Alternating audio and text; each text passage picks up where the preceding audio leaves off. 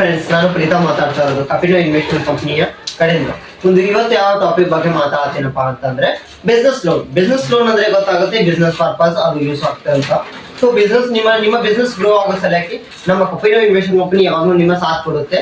So ಯಾವ business ಲೋನಿಗೆ loan provide ಮಾಡುತ್ತೆ, ಯಾವ್ಯಾವ ಕಂಪನಿ ಕಡೆಯಿಂದ ಲೋನ್ ಪ್ರೊವೈಡ್ ಮಾಡುತ್ತೆ, NBFC ಆಗಿರ್ಬೋದು, ನಾನ್ NBFC ಆಗಿರ್ಬೋದು, ಬ್ಯಾಂಕ್ ಆಗಿರ್ಬೋದು, ಮತ್ತಂದ್ರೆ ಫೈನಾನ್ಸ್ ಆಗಿರ್ಬೋದು. ಸೊ ಎಲ್ಲಾ ಲೋನ್ ಫೆಸಿಲಿಟೀಸ್ ಪ್ರೊವೈಡ್ ಮಾಡುತ್ತೆ ನಮ್ಮ ಕಪಿಲ ಇನ್ವೆಸ್ಟ್ಮೆಂಟ್ ಕಂಪನಿ.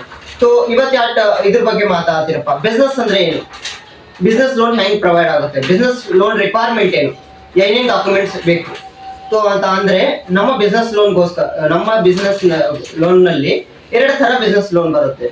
ಒಂದು ಬ್ಯಾಂಕಿಂಗ್ ಸೆಕ್ಟರ್ ನಲ್ಲೂ ಲೋನ್ ಬರುತ್ತೆ, ಒಂದು ನಾನ್ ಬ್ಯಾಂಕಿಂಗ್ ಸೆಕ್ಟರ್ ನಲ್ಲೂ ಲೋನ್ ಬರುತ್ತೆ. ಸೊ ಬ್ಯಾಂಕಿಂಗ್ ಸೆಕ್ಟರ್ ನಲ್ಲಿ ಬೇಕಾತ ಅಂದ್ರೆ ನಿಮಗೆ GST, IT ರಿಟರ್ನ್, ಮಾತಾದ್ರೆ ಇನ್ಕಮ್ ಟ್ಯಾಕ್ಸ್ ಇದನ್ನು ಬೇಕು. 1 year ಬ್ಯಾಂಕ್ ಸ್ಟೇಟ್ಮೆಂಟ್ ಬೇಕು. ಮಾತಂದ್ರೆ ಈ ಕಡೆ ಬಂತಂದ್ರೆ ನಿಮ್ಮದು ಸಣ್ಣ ಪುಟ್ಟ ಬಿಸ್ನೆಸ್ ಆಗಿದ್ರೆ, ಅಂದ್ರೆ ನೀವು ರೀಸೆಂಟ್ಲಿ 1 year ಆಯ್ತು, 2 year ಆಯ್ತು, ಸಣ್ಣ ಕಿರಾಣಾ ಶಾಪ್ ಇದ್ರೆ ಸೊ ಅದಕ್ಕೂ ಲೋನ್ ಪ್ರೊವೈಡ್ ಮಾಡುತ್ತೇವೆ ನಾವು. ಖಾಲಿ ನಿಮ್ಮ ಶಾಪ್ ಇರಬೇಕು, ಮತ್ತಂದ್ರೆ KYC ಡಾಕ್ಯುಮೆಂಟ್ಸ್ ಇದ್ರೆ ಅದನ್ನು ಲೋನ್ ಪ್ರೊವೈಡ್ ಮಾಡುತ್ತೇವೆ ನಾವು. ಇದರಲ್ಲಿ 5 ಲಕ್ಷದಿಂದ 1 ಕೋಟಿ ತನಕನು ಬಿಸ್ನೆಸ್ ಲೋನ್ ಪ್ರೊವೈಡ್ ಮಾಡ್ತೇವೆ ನಾವು. ಮತ್ತೆ ಇಲ್ಲಿ ಬಂತಂದ್ರೆ 50,000ಲಿಂದ 5 ಲಕ್ಷ ತನಕನು ನಾವು ಲೋನ್ ಪ್ರೊವೈಡ್ ಮಾಡುತ್ತೇವೆ. ಹೆಚ್ಚಿನ ಮಾಹಿತಿಗಾಗಿ ಕಪಿಲ ಇನ್ವೆಸ್ಟ್ಮೆಂಟ್ ಕಂಪನಿಗೆ ಈ ಕೆಳಗಡೆ ಕಾಣ್ತಿರೋ ನಂಬರ್ ಕಾಲ್ ಮಾಡಿ, ಇಲ್ಲಾಂದ್ರೆ ವಿಸಿಟ್ ಮಾಡಿ. ರೈಟ್.